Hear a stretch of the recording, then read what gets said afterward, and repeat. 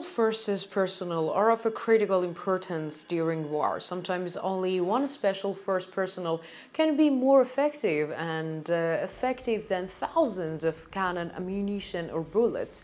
These personnel are specially trained and organized for their ability to adapt to all kinds of challenging conditions. In the Russian-Ukrainian war, we are witnessing that the special forces personnel of the Ukrainian army are performing critical tasks. Ukrainian special forces units are back on the agenda with their operations in the eastern part of Kherson. Although the war between Ukraine and Russia seems to be taking place mostly on Zaporizhia line and the northern part of the line, the Kherson region is other invisible face of the war. There are clashes between the two armies in this region from time to time. However, these clashes generally do not go beyond the framework of the engagement. Therefore, we do not cover them in our map report. However, with the recent developments, there has been a great movement on the front line. According to the allegations, the Ukrainian army has new gains in the region. So what happened to the Kherson region? Let's take a look at the developments together.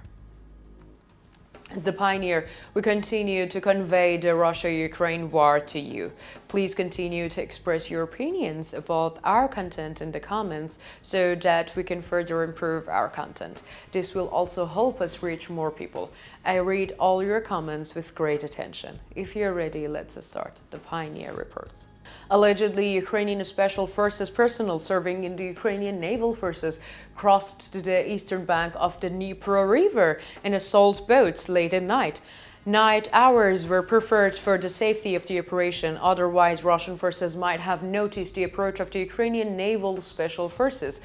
Previously, Ukrainian reconnaissance units of the Ukrainian army had also reconnoitered the area and gathered a lot of information about the situation of the Russian troops. Although the Russian forces in the area left sentries at night, most of these sentries were asleep. This was the main reasons for the security weaknesses of the Russian army. Lack of discipline, not only under the war conditions, but also under the normal conditions. A soldier should not sleep during the guard duty.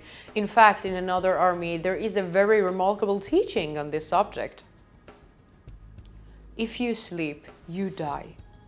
However, Russian soldiers ignored this fact, allegedly during the raid by the Ukrainian Naval Special Forces Russian sentries, who were responsible for ensuring security in the area, were sleeping during their duty hours.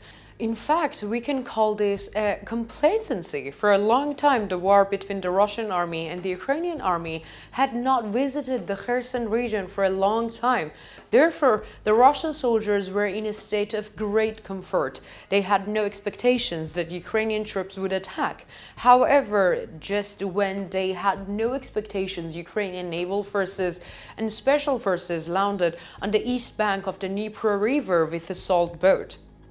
At night, Ukrainian personnel on the assault boat arrived on the river and landed on the east bank of the river. Then Ukrainian Special Forces personnel infiltrated the area where sleeping Russian sentries were located.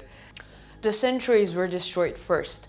In this way, all risks were eliminated. With the destruction of the sentries, the Ukrainian army dominated the entire area. Later, Ukrainian troops completely captured the area known as Poima village and cleared of the Russian troops. Allegedly, Ukrainian troops did not suffer any casualties during this attack. However, it is reported that Russian troops suffered injuries during a raid. Information about the Ukrainian advance in the village of Poima is still at the level of allegations. However, these are quite remarkable. If these allegations are true, it means that the Ukrainian army has crossed another critical threshold in the Kherson region. In this case, the Ukrainian army will have more opportunities to advance to the Crimean Peninsula. Looking at the situation in the region, we see that the Ukrainian army has increased the number of bridgeheads to 3. Under these circumstances, the withdrawal of the Russian troops in the region will be inevitable. This area is of great importance for the advance of the Ukrainian army to the Crimean Peninsula. We have mentioned this in our previous reports. There are two routes for the Ukrainian army to advance to the Crimean Peninsula. One is the Black Sea route. From this route, the naval forces of the Ukrainian troops can carry out an attack, and the other route is the land route from the Kherson region. There is also an air route. However, this line is not necessary for the advance, but to ensure it. Thanks to the air route, the Ukrainian army has the opportunity to clear the Russian presence on the Crimean Peninsula. According to the latest reports, the Ukrainian army has achieved great success on the Crimean Peninsula. According to the latest reports, Ukrainian artillery units hit Sevastopol on the Crimean Peninsula with missiles. The developments related to the attacks were made public by Mikhail Razovozhayev, the occupation governor appointed by the Russian Federation administration to the region. Mikhail Razovozhayev reported that a missile was shot down and exploded in the field. Razovozhayev added that no injuries were reported and urged residents to rely on the official information about the situation, as the authorities were on high alert. However, information and images obtained from local sources say that the opposite.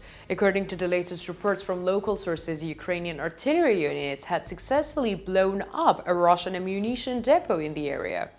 Near the village of Sugarulov, a village of Sevastopol, on the Crimean Peninsula, there were 4 ammunition depots of the Russian army. This ammunition depot contained short-range missiles as well as a large number of long-range missiles. It is highly likely that Ukrainian missiles hit this depot during these attacks, because when we look at the images from the region, it seems that a dense cloud of smoke covers the sky. Such as an explosion can only be caused by an intense ammunition explosion.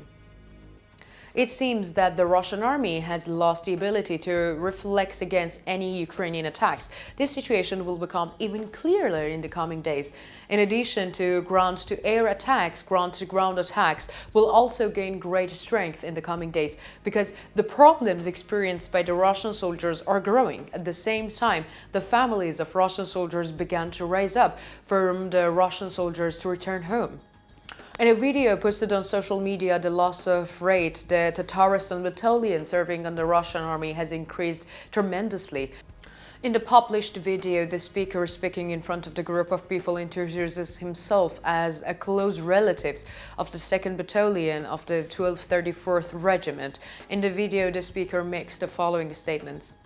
We beg you to help and save our Tatarstan battalion. For 2 years, our battalion served as a territorial defense in Shvatov direction. As of today, a large part of the battalion is on the offensive. The rest are waiting to be sent to the offensive at any moment. They are suffering numerous losses. Every minute, we receive information about the death and wounded. This situation clearly reveals that those living in Russia are now openly reacting against the Russian government. Due to the losses, we will continue to follow the developments on this issue. So what do you think? Do you think the Ukrainian army carried out an alleged operation on the Dnieper River? Could the Ukrainian army have hit the Russian ammunition depot? What do you think about the Russian citizens protesting for the departure of the Russian soldiers from the front line? Let me know in the comments. I read and care about all your comments.